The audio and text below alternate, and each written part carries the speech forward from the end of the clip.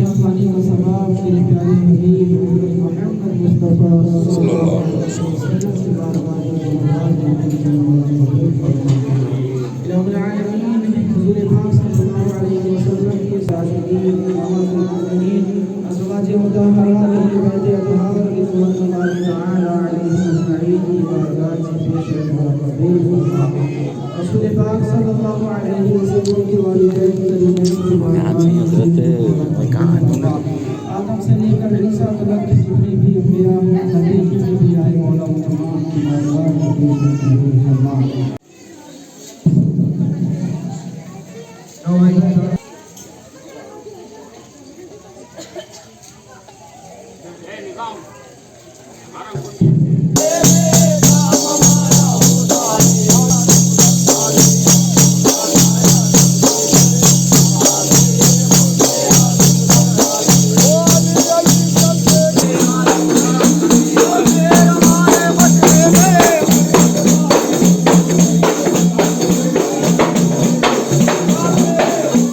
ಗ್ರಾಮ ಪಂಚಾಯತ್ಗಳಲ್ಲಿ ಪಿಡಿಒಗಳೇ ಸದಸ್ಯರನ್ನ ಎತ್ತಿಕಟ್ಟಿ ಅಭಿವೃದ್ಧಿಗೆ ಹಿನ್ನಡೆ ಮಾಡುತ್ತಿದ್ದು, ಹಿನ್ನೆಲೆ ರಾಜಕೀಯ ಬಿಡಿ ಇಲ್ಲವೇ ಶಿಸ್ತು ಕ್ರಮ ಕೈಗೊಳ್ಳುತ್ತೇವೆ ಅಂತ ಶಾಸಕ ಹರೀಶ್ ಗೌಡ ಪಿಡಿಒಗಳಿಗೆ ಎಚ್ಚರಿಕೆ ನೀಡಿದ್ದಾರೆ. ಹುಣಸೂರು ತಾಲೂಕಿನ ಹಲವಾರು ಗ್ರಾಮ ಪಂಚಾಯಿತಿಗಳಲ್ಲಿ ಚುನಾಯಿತ ಪ್ರತಿನಿಧಿಗಳು ಹಾಗೂ ಪಿಡಿಒಗಳ ನಡುವೆ ಸಮನ್ವಯ ಕೊರತೆ, ವೈಯಕ್ತಿಕ ಪ್ರತಿಷ್ಠೆಯಿಂದಾಗಿ ಅಭಿವೃದ್ಧಿ ಕಾರ್ಯಗಳು ನೆನೆಗುದಿಗೆ ಬಿದ್ದಿದೆ. ಯಾವುದೇ ಸಮಸ್ಯೆಗಳಿಗೆ ಸ್ಪಂದನೆ ಸಿಗ್ತಾ ಇಲ್ಲ. ಪಿಡಿಒಗಳೇ ಸದಸ್ಯರ ನಡುವೆ ಎತ್ತಿಕಟ್ಟಿ ಕಾಲಹರಣ ಮಾಡುತ್ತಿರುವ ಬಗ್ಗೆ ದೂರಿದ್ದು, ಸರಿಪಡಿಸಿಕೊಂಡು ಅಭಿವೃದ್ಧಿಗೆ ಆದ್ಯತೆ ನೀಡದ ಪಿಡಿಒಗಳಿಗೆ ತಕ್ಕ ಶಾಸ್ತಿ ಕಾದಿದೆ ಎಂದು ಶಾಸಕ ಜಿಡಿ ಹರೀಶ್ ಗೌಡ ಎಚ್ಚರಿಸಿದ್ದಾರೆ. ತಾಲೂಕಿನಲ್ಲಿ ಯಾವ್ದಾದ್ರು ಒಂದು ಇಲಾಖೆ ಮೇಲೆ ಅತಿ ಹೆಚ್ಚು ಕಂಪ್ಲೇಂಟ್ಸ್ ಇದೆ ಅಂತ ಹೇಳಿದ್ರೆ ಅದು ನಮ್ಮ ಪಂಚಾಯತಿ ಅಭಿವೃದ್ಧಿ ಅಧಿಕಾರಿಗಳ ಮೇಲೆ ಇದೆ. ನಾನು ಎಲ್ಲರ ಮೇಲೂ ಹೇಳ್ತಾ ಇಲ್ಲ. ನಾನು ನಿಮ್ಮನ್ನ ಸಾಮೂಹಿಕವಾಗಿ ಹೇಳಕ್ ಬಯಸ್ತಾ ಇಲ್ಲ. ನಾನು ದಯಮಾಡಿ ಅಪಾರ್ಥ ಮಾಡ್ಕೋಬೇಡಿ. ನಾನು ಹೇಳಕ್ಕೆ ನನಗೂ ಸಹ ನೋವಾಗುತ್ತೆ. ನಮ್ಮಲ್ಲಿ ನೇರವಾಗಿ ದಿನನಿತ್ಯ ಜನಸಾಮಾನ್ಯರ ಜೊತೆಗೆ ಜನಸಂಪರ್ಕ ಇಟ್ಕೊಳ್ತಕ್ಕಂಥವ್ರು ಎರಡು ಇಲಾಖೆ, ಒಂದು ಕಂದಾಯ ಇಲಾಖೆ, ಒಂದು ಗ್ರಾಮೀಣಾಭಿವೃದ್ಧಿ ಇಲಾಖೆ. ಎರಡು ಇಲಾಖೆಗಳು ದಿನನಿತ್ಯ ಸಾರ್ವಜನಿಕರ ಜೊತೆಗೆ ಒಡನಾಟವನ್ನ ಇಟ್ಕೊಂಡು ಕೆಲಸವನ್ನ ಮಾಡ್ತಾ ಇರ್ತಕ್ಕಂಥವ್ರು. ಒಂದು ವಿಎಗಳು, ಒಂದು ಪಿಡಿಒ. ನೀವು ನಿಮ್ಮ ವಿಚಾರಗಳಲ್ಲಿ ಪ್ರತಿಷ್ಠೆಯನ್ನಾಗಿಟ್ಕೊಂಡು ಸಾರ್ವಜನಿಕರ ಕೆಲಸಕ್ಕೆ ಅಡತಡೆ ಮಾಡತಕ್ಕಂಥದ್ರಲ್ಲಿ ನಿಮ್ಗೇನು ಅಧಿಕಾರ ಇದೆ? ಚುನಾಯಿತ ಪ್ರತಿನಿಧಿಗಳಾಗಿ ನಮ್ಗೇನು ಅಧಿಕಾರ ಇದೆ? ತಾಲೂಕಿನ ಶಾಸಕನಾಗಿ ನಾನಿದ್ದೀನಿ. ನೀವು ನಿಮ್ಮ ಸಮಸ್ಯೆಗಳನ್ನ ಹಂಚ್ಕೊಳ್ಬಹುದು. ಇಲ್ಲ ನನ್ನ ಕೆಲಸ ಮಾಡಕ್ ಆಗ್ತಾ ಇಲ್ಲ, ಇಲ್ಲ ಇವರು ನಮಗೆ ಆಸ್ಪದ ಕೊಡ್ತಾ ಇಲ್ಲ ಕೆಲಸ ಮಾಡಕ್ಕೆ. ಆದ್ರಿಂದ ನಾನು ಹೇಳ್ತಕ್ಕಂಥದ್ದು ಇದು ಪುನರಾವರ್ತನೆ ಯಾವುದೇ ಪಂಚಾಯತಿಲೂ ಸಹ ಆಗಬಾರದು. ಯಾವುದೇ ಪಂಚಾಯತಿಲೂ ಯಾವುದೇ ಸಂದರ್ಭದಲ್ಲೂ ಮುಂದಿನ ದಿನಗಳಲ್ಲಿ ನಾನು ಅದನ್ನೇ ಹೇಳ್ತಾ ಇರೋದು. ಈಗ ಜನಪ್ರತಿನಿಧಿಗಳು ಸಮನ್ವಯದ ಕೊರತೆ ಇಸ್ ಬಿಟ್ವೀನ್ ಅಧಿಕಾರಿಗಳು ಅಂಡ್ ಜನಪ್ರತಿನಿಧಿಗಳು. ಬಾಡಿಲಿದ್ರೆ ತಲೆ ಹಾಕೋದ್ ಬೇಡ. ನಾನು ಅದನ್ನೇ ಹೇಳ್ತಾ ಇದ್ದೀನಿ. ನಾನು ಮೊದಲನೇದು ಹೇಳಿದ್ದೆ ಅದು. ನಮ್ಮ ಸದಸ್ಯರು ಅಧ್ಯಕ್ಷರಲ್ಲಿ ವೈಮನಸ್ಸೆ ಇತ್ತ, ನೀವು ಎಂಟ್ರಿ ಆಗ್ಬೇಡಿ, ನಿಮ್ಮ ಪಡೆ ನೀವು ಇರಿ. ಇಲ್ಲಿ ಏನಾಗಿದೆ, ಈಗ ನೀವು ಹೋಗ್ತೀರಿ, ಒಂದು 4 ಜನ ನಿಮ್ ಗುಂಪು ಇರ್ತಾರೆ, ನಿಮ್ ಎತ್ಕಟ್ಟು ಕಳ್ಸೋದು, ನಾವೊಂದು 4 ಜನ ಇರ್ತೀವಿ, ನಮ್ಗೊಂಥರ ಹೇಳಿ ಕಳ್ಸೋದು. ನಮ್ಮಲ್ಲಿ ಕಚ್ಚಾಟ ಸಾಮಾನ್ಯತೆ ಇರ್ತಾರೆ. ಅವ್ರ ಕಡೆ ಒಂದು 4 ಜನ ಉಳಿಸಿ ಅಂತ ಬರೋದು, ಈ ಕಡೆಯಿಂದ ಒಂದು 5 ಜನ ಕಳಿಸಿ ಅಂತ ಬರೋದು. ಈ ರೀತಿ ಸಮಸ್ಯೆ ಉಂಟಾಗ್ತಾ ಇದೆ. ಅದು PDOಗಳು ಯಾಕೆ ಇನ್ವಾಲ್ವ್ ಆಗಬೇಕು? ಜನಪ್ರತಿನಿಧಿಗಳಿಗೆ ಮಾಡೋಕ್ಕಾಗಲ್ಲ ಅಂದ್ರೆ ಜನ ಉತ್ತರ, ಅವ್ರ ತೀರ್ಮಾನ ಜನ ಕೊಡ್ತಾರೆ, ಅವ್ರ ಜನ ಕಡೆಗೆ ಹೋಗ್ಲೇಬೇಕಲ್ವಾ? ಕಟ್ಟಡ ಕಾರ್ಮಿಕರಿಗೆ ಸರ್ಕಾರ ಹಲವು ಯೋಜನೆಗಳನ್ನು ಜಾರಿಗೊಳಿಸಿದ್ದು ಅದನ್ನು ಸದುಪಯೋಗಪಡಿಸಿಕೊಳ್ಳಬೇಕೆಂದು ನಗರಾಭಿವೃದ್ಧಿ ಪ್ರಾಧಿಕಾರದ ಅಧ್ಯಕ್ಷ ಮೊಹಮ್ಮದ್ ಅಸ್ಗರ್ ತಿಳಿಸಿದರು. ಕಟ್ಟಡ ಕಾರ್ಮಿಕರಿಗೆ ಸರ್ಕಾರ ಹಲವು ಯೋಜನೆಗಳನ್ನು ಜಾರಿಗೊಳಿಸಿದ್ದು ಅದನ್ನು ಸದುಪಯೋಗಪಡಿಸಿಕೊಳ್ಳಬೇಕೆಂದು ನಗರಾಭಿವೃದ್ಧಿ ಪ್ರಾಧಿಕಾರದ ಅಧ್ಯಕ್ಷ ಮೊಹಮ್ಮದ್ ಅಸ್ಗರ್ ತಿಳಿಸಿದರು. ಚಾಮರಾಜನಗರದ ಖಾಸಗಿ ಹೋಟೆಲ್ನ ಸಭಾಂಗಣದಲ್ಲಿ ಜಿಲ್ಲಾ ಕಟ್ಟಡ ಕಾರ್ಮಿಕರ ಸಂಘದ ವತಿಯಿಂದ 2025ನೇ ಸಾಲಿನ ನೂತನ ವರ್ಷದ ಕ್ಯಾಲೆಂಡರ್ನ ಬಿಡುಗಡೆ ಮಾಡಿ ಮಾತನಾಡಿದ ಅವರು, ಕಾರ್ಮಿಕರ ಮಕ್ಕಳ ಶಿಕ್ಷಣಕ್ಕೆ ಪ್ರೋತ್ಸಾಹಧನ, 60 ವರ್ಷ ಮೇಲ್ಪಟ್ಟ ಕಾರ್ಮಿಕರಿಗೆ ಮಾಶಾಸನ, ವಿಮಾ ಸೌಲಭ್ಯ, ವಸತಿ ಯೋಜನೆ ಸೇರಿದಂತೆ ಅನೇಕ ಕಾರ್ಯಕ್ರಮಗಳನ್ನು ಜಾರಿಗೊಳಿಸಿದೆ. ಹೀಗಾಗಿ ಕಟ್ಟಡ ಕಾರ್ಮಿಕರ ಸಂಘದ ಸದಸ್ಯತ್ವವನ್ನು ಪಡೆದು ಪ್ರಯೋಜನ ಪಡೆಯಬೇಕೆಂದು ಸಲಹೆ ನೀಡಿದರು. ಕಾರ್ಯಕ್ರಮದಲ್ಲಿ ಕಟ್ಟಡ ಕಾರ್ಮಿಕರ ಸಂಘದ ಜಿಲ್ಲಾಧ್ಯಕ್ಷ DL ಕುಮಾರ್, ಪ್ರಧಾನ ಕಾರ್ಯದರ್ಶಿ ಮಂಜುನಾಥ್, ಬ್ಲಾಕ್ ಕಾಂಗ್ರೆಸ್ ಅಧ್ಯಕ್ಷ ಗುರುಸ್ವಾಮಿ, ಖಜಾಂಚಿ ಕುಮಾರ್ ಸೇರಿದಂತೆ ಹಲವರು ಭಾಗವಹಿಸಿದರು.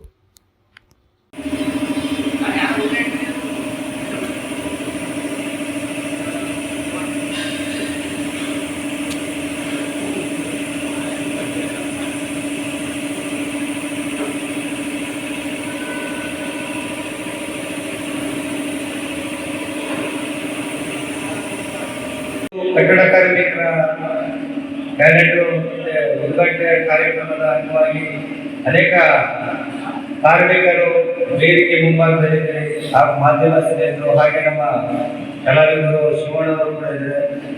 ಅದರಿಂದ ಕಟ್ಟಡ ಕಾರ್ಮಿಕರ ವಿಚಾರವಾಗಿ ನಾನೇನು ಹೇಳೋದಿಲ್ಲ. ಇವತ್ತು ಮುಂದೆ ನಾನು ನಿಂತಿದ್ದೀನಿ. ನಾನು ಒಬ್ಬ ಕಾರ್ಮಿಕನಾಗಿ ಈ ಭಾಗದಲ್ಲಿ ಒಬ್ಬ ಬೇಟು, ಒಬ್ಬ ಬಣ್ಣ ಹೊಡೆಯುವ ಸ್ಟೇಟ್ಗೆ ನಾನು ಇವತ್ತು ಬಂದಿರೋಂಥ ಕಾರ್ಯಕ್ರಮ. ಅದರಿಂದ ಕಾರ್ಮಿಕರು ಅವರ ನಿಷ್ಠೆ, ಅವರ ಪ್ರಾಮಾಣಿಕತೆ, ಅವರು ನಾವು ಬದುಕಬೇಕು, ಯಾವ ಥರ ಬೆಳಿಬೇಕು ಅನ್ನೋದ ಅವರ ಮನಸ್ಸಲ್ಲಿ ಬಂದಾಗ ಅವರು ಹುಟ್ಟು ಬೆಳೆಯೋಕ್ಕೆ ಒಂದು ಅವಕಾಶ ಇದೆ. ನಾನು ಕಾರ್ಮಿಕನಾಗಿದ್ದೀನಿ, ನಾನು ಬೆಳೆಯೋಕ್ಕಾಗಲ್ಲ, ನಾನು ಕಾರ್ಯಕ್ರಮನಾಗಿ ಇರ್ತೀನಿ, ನಾನು ಏನೋ ಮಾಡ್ತೀನಿ ಅಂದರೆ ಅದು ಮನಸ್ಸು ಹೋಗುತ್ತೆ. ನಾನು ಒಬ್ಬ ಕಾರ್ಮಿಕ, ಸಮಾಜದಲ್ಲಿ ಗುರುತಿಸಬೇಕು, ನಾನು ಇರಬೇಕು, ಬೆಳಿಬೇಕು, ಎಲ್ಲರಿಗೂ ಒಂದು ಹೊಂದಾಣಿಕೆ ಹೋಗಬೇಕು ಅನ್ನೋ ಭಾವನೆ ಇದ್ದರೆ ನಾವೆಲ್ಲ ಬೆಳೆಯೋಕ್ಕೆ ಒಂದು ಅವಕಾಶ ಇದೆ.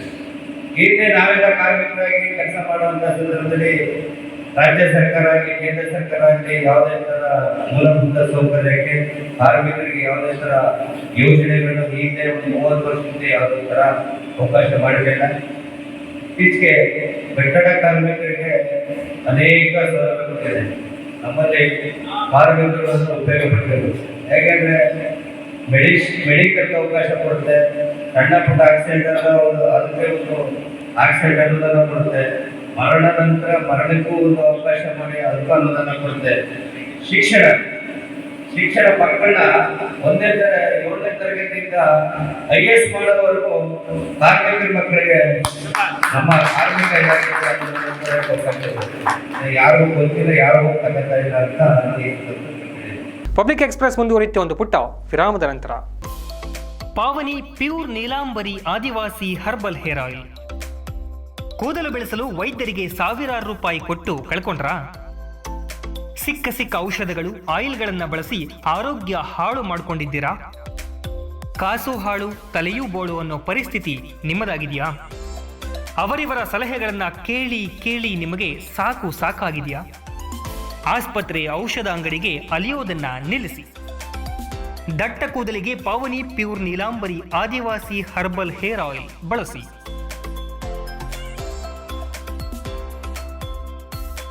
ಪಾವನಿ pure Neelambari Adivasi herbal hair oil, HP petrol bunk ಹತ್ತಿರ, ಬನ್ನಿಕುಪ್ಪೆ, ಹುಣಸೂರು ತಾಲೂಕು, ಮೈಸೂರು. ಹೆಚ್ಚಿನ ಮಾಹಿತಿಗಾಗಿ ಈ ಕೆಳಗಿನ ಸಂಖ್ಯೆಗಳಿಗೆ ಸಂಪರ್ಕಿಸಿ. ವಿರಾಮದ ಬಳಿಕ ಮತ್ತೆ ಪಬ್ಲಿಕ್ ಎಕ್ಸ್‌ಪ್ರೆಸ್ಗೆ ಸ್ವಾಗತ. ಭೀಮಾ ಕೊರೆಗಾಂವ್ ವಿಜಯೋತ್ಸವದ ಅಂಗವಾಗಿ ನಂಜನಗೂಡು ದಲಿತ ಸಂಘಟನೆಗಳ ಒಕ್ಕೂಟದ ವತಿಯಿಂದ ನಗರದ ಅಂಬೇಡ್ಕರ್ ಭವನದ ಆವರಣದಲ್ಲಿ ಭಾನುವಾರ ಜನಜಾಗೃತಿ ಸಮಾವೇಶ ಹಮ್ಮಿಕೊಳ್ಳಲಾಗಿದೆ. ಭೀಮಾ ಕೊರೆಗಾಂವ್ ವಿಜಯೋತ್ಸವ ಅಂಗವಾಗಿ ನಂಜನಗೂಡು ದಲಿತ ಸಂಘಟನೆಗಳ ಒಕ್ಕೂಟದ ವತಿಯಿಂದ ನಗರದ ಅಂಬೇಡ್ಕರ್ ಭವನದ ಆವರಣದಲ್ಲಿ ಜನವರಿ 12ರಂದು ಜನಜಾಗೃತಿ ಸಮಾವೇಶ ಹಮ್ಮಿಕೊಳ್ಳಲಾಗಿದೆ.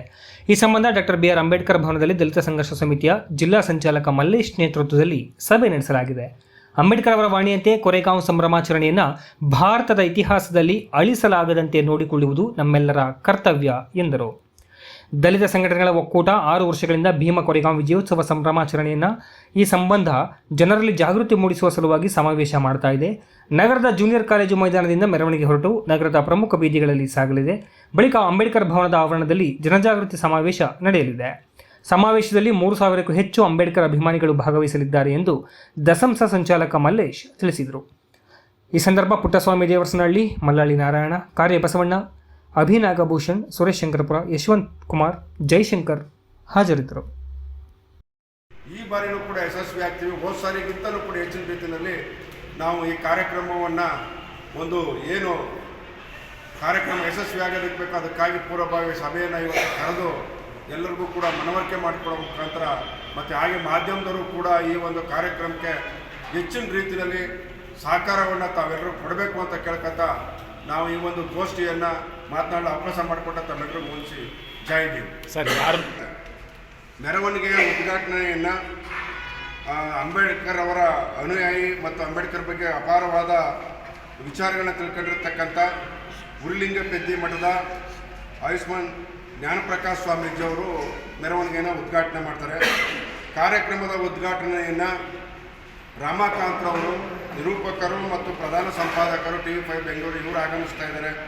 ಮತ್ತು ಈ ಒಂದು ಭೀಮಾ ಕೊರೆಗಾಂವ್ ವಿಜಯೋತ್ಸವದ ಒಂದು ಮುಖ್ಯ ಭಾಷಣಕಾರರಾಗಿ ಡಾಕ್ಟರ್ LN ಮುಕುಂದರಾಜ್ರವರು, ಪ್ರಗತಿಪರರು ಮತ್ತು ಕನ್ನಡ ಸಾಹಿತ್ಯ ಪರಿಷತ್ತಿನ ಒಂದು ರಾಜ್ಯ ನಾಯಕರು. ಹಾಗೆಯೇ ಈ ಒಂದು ಕಾರ್ಯಕ್ರಮದ ಅಧ್ಯಕ್ಷತೆಯನ್ನು ಆಯುಷ್ಮಾನ್ ನಗಲೆ M ವಿಜಯಕುಮಾರ್ ಅವರು, ನಮ್ಮ ಒಕ್ಕೂಟದ ಅಧ್ಯಕ್ಷರು, ದಲಿತ ಸಂಘಟನೆಗಳ ಒಕ್ಕೂಟದ ಅಧ್ಯಕ್ಷರು, ಅವರು ಅಧ್ಯಕ್ಷತೆ ವಹಿಸ್ಕೊಳ್ತಾರೆ. ಪ್ರಾಸ್ತಾವಿಕವಾಗಿ ಅಭಿನಾಗಭೂಷಣ್ ಅವರು ಮಾತನಾಡ್ತಾರೆ. ಮತ್ತು ಹಾಗೆಯೇ ಒಂದು ಸಂವಿಧಾನದ ಪೀಠಿಕೆಯನ್ನು ಓದುವಂಥ ಒಂದು ಅವಕಾಶ ಇದೆ, ಅದನ್ನು ಪುಟ್ಟಸ್ವಾಮಿ ದೇವರಸನಹಳ್ಳಿ ಅವರು ನೆರವೇರಿಸ್ಕೊಡ್ತಾರೆ. ಹಾಗೆ ಉಳಿದ ಎಲ್ಲ ಮುಖಂಡರುಗಳು ಕೂಡ ಮುಖ್ಯ ಅತಿಥಿಗಳಾಗಿ ಒಂದೊಂದು ಇದರಲ್ಲಿ ಭಾಗವಹಿಸ್ತಾ ಇದ್ದಾರೆ. ಹಾಗಾಗಿ ಅವರೆಲ್ಲರೂ ಕೂಡ ಇದರಲ್ಲಿ ಭಾಗವಹಿಸಿ ಈ ಕಾರ್ಯಕ್ರಮವನ್ನು ಯಶಸ್ವಿಯಾಗಿ ನಡೆಸ್ಕೊಳ್ಬೇಕು ಅಂತ ಸರ್. TV5 ಅವರು ಕೂಡ ಈ ಒಂದು ವೇದಿಕೆಯನ್ನು ಕಾರ್ಯಕ್ರಮಕ್ಕೆ ಉದ್ಘಾಟನೆ ಮಾಡಲು ಆಗಮಿಸ್ತಾ ಇದ್ದಾರೆ. ಜೊತೆಗೆ ಮತ್ತೋರ್ವ ಪ್ರಗತಿಪರ ಚಿಂತಕರು, ಕನ್ನಡ ಸಾಹಿತ್ಯ ಅಧ್ಯಕ್ಷರಾದಂಥ ಮುಕುಂದರಾಜ್ ಅವರು ಕೂಡ ಈ ಒಂದು ಕಾರ್ಯಕ್ರಮದಲ್ಲಿ ಮುಖ್ಯ ಭಾಷಣಕಾರರಾಗಿ ಆಗಮಿಸೋದ್ರಿಂದ ನಮ್ಮೆಲ್ಲರೂ ಕೂಡ ಜವಾಬ್ದಾರಿಯಿಂದ ಆ ಒಂದು ಮೆರವಣಿಗೆ ಕಾರ್ಯಕ್ರಮಗಳನ್ನ ಯಶಸ್ವಿಯಾಗಿ ಮುಂದೋಗಕ್ಕೆ ನಾವೆಲ್ಲರೂ ಕೂಡ ಈಗಾಗಲೇ ಕಳೆದ 4-5 ದಿನದಿಂದ ಮೆರವಣಿಗೆ ಇರ್ಬೋದು, ಪ್ರಚಾರ ಇರ್ಬೋದು, ಮತ್ತೊಂದಿರ್ಬೋದು, ಇದನ್ನು ಜವಾಬ್ದಾರಿಯಿಂದ ನಮ್ಮೆಲ್ಲ ಕಾರ್ಯಕರ್ತರುಗಳು ಭಾಗವಹಿಸ್ತಾ ಇದ್ವಿ. ಮತ್ತು ಪ್ರಮುಖವಾಗಿ ಜವಾಬ್ದಾರಿ ಅಂತ ಹೇಳ್ತಾ ಇದ್ದೀವಿ. ನಾವೆಲ್ಲರೂ ಕೂಡ ಅದೇ ರೀತಿ ನಡ್ಕೊತಾ ಇದ್ದೀವಿ. ಮುಂದಿನ ದಿನಗಳಲ್ಲಿ ಆ ಒಂದು ಕಾರ್ಯಕ್ರಮ ಯಶಸ್ಸಾಗಕ್ಕೆ ನಾವೆಲ್ಲ ನಿಷ್ಠೆ ಪ್ರಾಮಾಣಿಕತೆಯಿಂದ ದುಡಿತೀವಿ ಅಂತಕ್ಕಂಥ ಮಾತನ್ನ ಈ ಸಂದರ್ಭ ಹೇಳಿ ನಾನು ಅವಕಾಶಕ್ಕಾಗಿ ವಂಚಿತ ಮೇಲ್ಕೊಂಡು ವಂದನೆ. ಇವತ್ತಿನ ಈ ಏನು ಪದಾಧಿಕಾರಿಗಳು ಜವಾಬ್ದಾರಿ ತಗೊಂಡ್ರೆ ಅವರು ಸರಿಪಡಿಸೋದು ಕೆಲಸಗಳಾಯ್ತವ. ದಯವಿಟ್ಟು ಸ್ನೇಹಿತರುಗಳು ಹೇಳ್ಬೇಕು, ಮೆರವಣಿಗೆ ಯಾವ ಥರ ಇರಬೇಕು, ಊಟದ ವ್ಯವಸ್ಥೆ, ಕೆಲವೊಂದು ಲೋಪದೋಷಗಳು ಆಗಿರ್ತ ಕಳೆದ ಬಾರಿ ಅಲ್ಲ ಅಂತ ತಮ್ಮ ಗಮನಕ್ಕೆ ಇಟ್ಟರೆ ಏನಾದ್ರು ಪ್ರಸ್ತಾಪ ಮಾಡಿದ್ರೆ ಅಂತ ವಿಚಾರಗಳನ್ನ ಸರಿಪಡಿಸ್ಕೊಳ್ಳೋ ಕೆಲಸಗಳು ನಾವು ಮಾಡ್ತೀವಿ. SSLC ವಿದ್ಯಾರ್ಥಿಗಳ ಉತ್ತಮ ಫಲಿತಾಂಶಕ್ಕಾಗಿ ಇನ್ನು ಮುಂದೆ ಸಿಗಲಿದೆ ಪಾಸಿಂಗ್ ಪ್ಯಾಕೇಜ್. ಸರಗೂರು ತಾಲೂಕಿನ ಸರಗೂರು ಪಟ್ಟಣದ ಬಾಲಕಿಯರ ಪ್ರೌಢಶಾಲೆಯಲ್ಲಿ ಪ್ರಸ್ತುತ ಸಾಲಿನಲ್ಲಿರುವ SSLC ವಿದ್ಯಾರ್ಥಿಗಳ ಫಲಿತಾಂಶವನ್ನು ಉತ್ತಮಪಡಿಸುವ ನಿಟ್ಟಿನಲ್ಲಿ ಎಲ್ಲ ಮುಖ್ಯ ಶಿಕ್ಷಕರ ಒಡಗೂಡಿ ಲಯನ್ಸ್ ಕ್ಲಬ್ ಮತ್ತು ಸುಭಾಷ್ ಪವರ್ ಕಾರ್ಪೊರೇಷನ್ ರವರ ಸಹಯೋಗದೊಂದಿಗೆ ಪಾಸಿಂಗ್ ಪ್ಯಾಕೇಜ್ ಪ್ರತಿಯನ್ನು ಮುದ್ರಣ ಮಾಡಿ ಎಲ್ಲ ಶಾಲೆಗಳಿಗೂ ವಿತರಿಸುವ ಕಾರ್ಯಕ್ಕೆ ಮಾನ್ಯ ಶಾಸಕರು ಉದ್ಘಾಟನೆಯನ್ನು ನೆರವೇರಿಸಿದರು. ಜೊತೆಗೆ ಮುಂದಿನ ದಿನದಲ್ಲಿ ಎಲ್ಲ ಶಾಲೆಗಳಿಗೂ ಪ್ರತಿಯೊಬ್ಬ ವಿದ್ಯಾರ್ಥಿಗಳಿಗೂ ಪಾಸಿಂಗ್ ಪ್ಯಾಕೇಜನ್ನು ತಮ್ಮ ಶಾಸಕರ ಅನುದಾನದಲ್ಲಿ ಮುದ್ರಣ ಮಾಡಿ ನೀಡಲಾಗುವುದು ಎಂಬುದಾಗಿ ಭರವಸೆ ನೀಡಿದರು. ಗೆಲುವಿಗೂ ಒಂದೇ ಹೆಜ್ಜೆ ಅನ್ನೋ ಒಂದು ಕಾರ್ಯಕ್ರಮ ನಮ್ಮ ತಾಲೂಕಿನಲ್ಲಿ ಬಹಳ ವಿಶೇಷವಾಗಿ ಇಡೀ ಮೈಸೂರು ಜಿಲ್ಲೆಯಲ್ಲೇ ಬಹಳ ವಿಶೇಷವಾಗಿ ಈ ಒಂದು ಕಾರ್ಯಕ್ರಮದಲ್ಲಿ ನಮ್ಮ ತಾಲೂಕಿನ ಮೇವಾಗಿರ್ತಕ್ಕಂಥ ಕಾಂಗ್ರೆಸ್ ಜೊತೆಗೆ ಅಧ್ಯಕ್ಷರು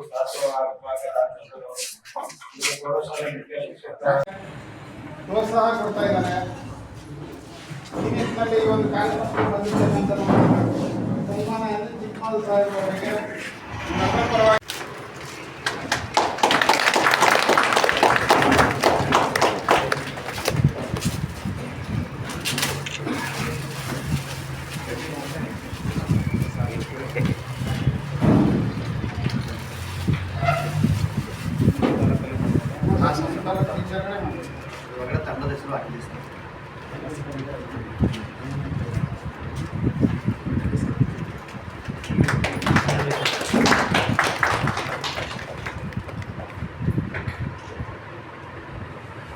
ಟೀಚರ್ಸ್ ಮಾತಾಡೋದಿದ್ರೆ ಮಾತಾಡೋದು.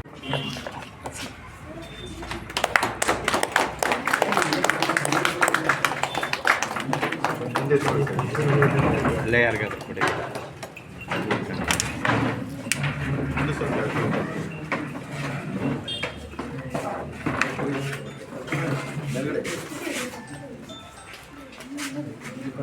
ಫಸ್ಟ್ ಏಡ್ ಕೂಡಲೇ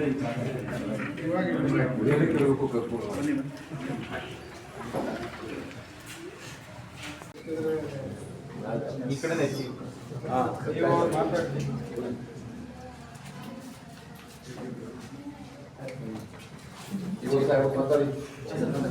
ಸಾಲಕ್ಕೆ ಹೆದರಿ ಊರು ಬಿಟ್ಟ ಜನ. ಬಡ್ಡಿ ಸಹಿತ ಸಾಲ ತೀರಿಸಲಾಗದೆ ಮನೆಗೆ ಬೀಗ ಹಾಕಿಕೊಂಡು ಗ್ರಾಮ ತೊರೆದಿರುವ ಘಟನೆ ಚಾಮರಾಜನಗರ ಜಿಲ್ಲೆಯಲ್ಲಿ ನಡೆದಿದೆ. ಜನತೆಯ ಅಗತ್ಯಗಳಿಗೆ ಉದಾರವಾಗಿ ಸಾಲ ನೀಡುವ ಮೈಕ್ರೋ ಫೈನಾನ್ಸ್ ಕಂಪನಿಗಳು ಅದೇ ಬಗೆಯಲ್ಲಿ ಸಾಲ ಮರುಪಾವತಿಗೆ ಇನ್ನಿಲ್ಲದ ಒತ್ತಡ ಹೇರುವ ಮೂಲಕ ಸಾಲಗಾರರು ಊರು ಬಿಡುವಂತೆ ಮಾಡಿವೆ. ಹಲವು ಗ್ರಾಮಗಳಲ್ಲಿ 50ಕ್ಕೂ ಹೆಚ್ಚು ಕುಟುಂಬಗಳು ಮೈಕ್ರೋ ಫೈನಾನ್ಸ್ಗಳ ಸಾಲದ ಜಾಲಕ್ಕೆ ಸಿಲುಕಿ ಊರು ತೊರೆದಿರುವ ಪ್ರಕರಣಗಳು ಇದೀಗ ತಡವಾಗಿ ಬೆಳಕಿಗೆ ಬಂದಿವೆ. ಚಾಮರಾಜನಗರ ತಾಲೂಕಿನ ಹೆಗ್ಗವಾಡಿಪುರ ಗ್ರಾಮದ ಬಹುತೇಕ ಮಂದಿ ಊರು ತೊರೆದಿದ್ದಾರೆ. ಇದಲ್ಲದೆ ಸುತ್ತಮುತ್ತಲ ಗ್ರಾಮಗಳಲ್ಲೂ ಇಂತಹ ಪ್ರಕರಣಗಳು ಬೆಳಕಿಗೆ ಬರುತ್ತಲೇ ಇದ್ದು, ಈ ಹೋಬಳಿ ವ್ಯಾಪ್ತಿಯಲ್ಲೇ 50ರಿಂದ 60 ಕುಟುಂಬಗಳು ಸಾಲಕ್ಕೆ ಹೆದರಿ ಬೇರೆ ಊರುಗಳಿಗೆ ವಲಸೆ ಹೋಗಿದ್ದಾರೆ ಎಂಬುದಾಗಿ ತಿಳಿದು ಬಂದಿದೆ. ಗ್ರಾಮೀಣ ಭಾಗದಲ್ಲಿ ಹೆಚ್ಚು ಜನರು ಕೂಲಿ ಮಾಡಿ ಜೀವನ ಸಾಗಿಸ್ತಾರೆ. ಮಕ್ಕಳ ವಿದ್ಯಾಭ್ಯಾಸಕ್ಕಾಗಿ ಖಾಸಗಿ ಮೈಕ್ರೋ ಫೈನಾನ್ಸ್ಗಳಲ್ಲಿ ನಿವೇಶನ ಹಾಗೂ ಜಮೀನು, ಮನೆ ಸೇರಿದಂತೆ ನಾನಾ ಆಸ್ತಿಪಾಸ್ತಿಯನ್ನು ಒತ್ತೆ ಇಟ್ಟು ಹೆಚ್ಚು ಬಡ್ಡಿದರವಿದ್ದರೂ ಸಾಲ ಪಡೆದುಕೊಳ್ತಾರೆ. ಆದರೆ ಈ ಅವಧಿಯಲ್ಲಿ ಬೆಳೆ ನಷ್ಟ ಅಥವಾ ಇತರೆ ಕಾರಣದಿಂದ ಸಾಲದ ಕಂತು ಪಾವತಿಸಲು ತಡವಾದರೆ ಬಡ್ಡಿ ಏರುತ್ತಲೇ ಇರುತ್ತದೆ. ಮೈಕ್ರೋ ಫೈನಾನ್ಸ್ ಕಂಪನಿಗಳು ಸಾಲ ಕೊಡುವಾಗ ಉದಾರವಾಗಿ ವರ್ತಿಸುತ್ತವೆ. ಬಳಿಕ ಸಾಲ ಮರುಪಾವತಿಗಾಗಿ ಇನ್ನಿಲ್ಲದ ಬಗೆಯಲ್ಲಿ ಹಿಂಸೆ ಕೊಡುತ್ತವೆ. ಇವರ ಬಡ್ಡಿ ದರ ಸಹ ಹೆಚ್ಚಿರುತ್ತದೆ. ಹಾಗಾಗಿ ಇಂತಹ ಕಂಪನಿಗಳ ವಿರುದ್ಧ ಜಿಲ್ಲಾಡಳಿತ, ಪೊಲೀಸ್ ಇಲಾಖೆ ಕ್ರಮ ತೆಗೆದುಕೊಳ್ಳಬೇಕು ಎಂದು ಸ್ಥಳೀಯರು ಒತ್ತಾಯಿಸಿದ್ದಾರೆ.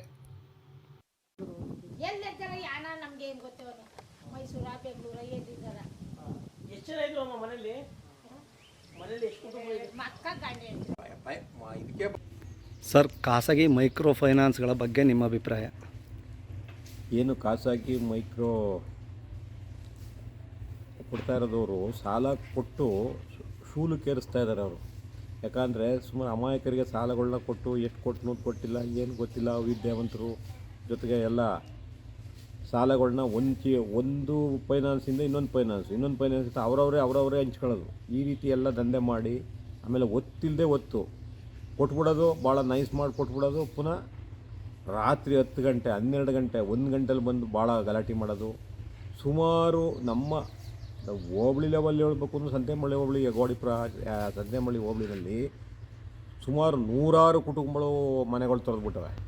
ಯಾವುದೇ ಕುಟುಂಬವೂ ಎಲ್ಲಿದ್ದಾರೆ ಒಂದು ಸರಿಯಾಗಿ ಯಾರಿಗೂ ಮಾಹಿತಿ ಇಲ್ಲ. ಅದರ ಜೊತೆಗೆ ಶಾಲಾ ಮಕ್ಕಳುಗಳು ಪಾಪ 3ನೇ ಕ್ಲಾಸು, LKG, ಒಂದು 4ನೇ ಕ್ಲಾಸು, 6ನೇ ಕ್ಲಾಸು ಓದ್ತಿದ್ದ ಮಕ್ಕಳನ್ನೂ ಸಹಿತ ಕರ್ಕೊಂಡೋಗಿದ್ದಾರೆ. ಇವತ್ತು ಅವ್ರ ವಿದ್ಯಾಭ್ಯಾಸದ ಗತಿ ಏನು? ನಮ್ಮ ಒಂದು ಚಿಂತನೆ ಏನು ಅಂತಂದರೆ, ಇವತ್ತು ಅವ ಎಂಥ ಪ್ರಜೆಯಾಗವರೋ ಏನೋ, ಎಲ್ಲ ಕಣ್ಮರೆಯಾಗಿ ಎಲ್ಲೆಲ್ಲೇ ಹೋಗಾರೆ, ಎಲ್ಲೆಲ್ಲಿ ಸೇರ್ಕೊಂಡು ಏನೇನು ಮಾಡ್ತಾಯಿದ್ದಾರೆ ಅವರು ಪಾಪ. ಈಗ ಇದನ್ನು ಇವ್ರು ಕೊಟ್ಟು ಇಷ್ಟು ಕಿರುಕುಳ ಕೊಟ್ಟು ಅವ್ರಿಗೆ ಭಾಳ ಹಿಂಸೆ ಕೊಟ್ಟು ಊರು ಬಿಡಂಗೆ ಮಾಡಿದ್ದಾರೆ. ಆಮೇಲೆ ಈಗ ನಮ್ಮ ಒಬ್ಬ ಹುಡುಗ ಈಗ ಮೋಹನ್ ಅಂತ ಮಾತಾಡೋದ ಪಾಪ ಕಣ್ಣಲ್ಲಿ ನೀರು ಬಂದುಬಿಡುತ್ತೆ ಅದು ಕೇಳಿದ್ರೆ. ಯಾಕಂದರೆ ಅವ್ರ ಮನೆಗೆ ಬಂದು 9 ಗಂಟೆಲಿ ಎಷ್ಟೊತ್ತಲೇ ಬಂದು ಚಾಪಾಸ ಏನಾರು ಆಗಲಿಕ್ಕೆ ನಿಮ್ಮ ಕೊಡು ಅಂತ ಅವರ ತಾಯಿಗೆ ಮಾತಾಡಿದಂತಲ್ಲ ಅವನು. ಆ ಅಯೋಗ್ಯ ಏನು ಆಗರೆ, ಆ ಅವಿವೇಕಿ ನಡತೆ ಹೆಂಗೆ ಆಗರೆ, ಈ ರೀತಿ ಮಾತಾಡೋದಲ್ಲ ಅವನು.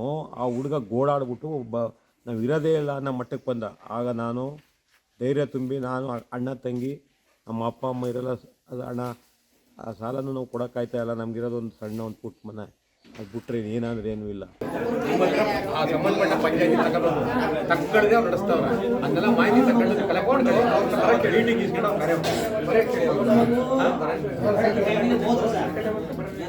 ಅಲ್ಲ, ನಿಮ್ಗೇನಾದರೂ ನಿಮ್ಮಲ್ಲಿ ರಿಜಿಸ್ಟ್ರೇಷನ್ ಮಾಡ್ಕೊಂಡೇನಾದ್ರು ಲೈಸೆನ್ಸ್ ಆ ಥರ ಅಂದರೆ ಅವರು ಫೈನಾನ್ಷಿಯಲ್ ಕಂಟ್ರೋಲ್ ಬರೋದಿಲ್ಲ ನಿಮಗೆ.